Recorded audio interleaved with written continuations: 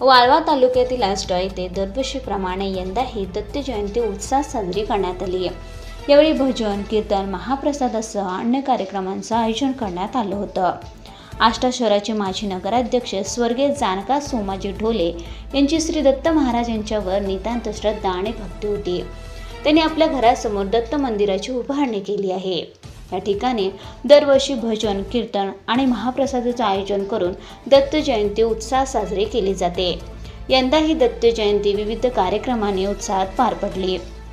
यावेळी धनाजी ढोले, लक्ष्मण ढोले, पांडुरंग ढोले, राहुल ढोले आणि मंत्रालय महसूल सहाय्यक अंकुश ढोले यांच्यासह श्री दत्त भक्त मोठ्या संख्येने उपस्थित होते।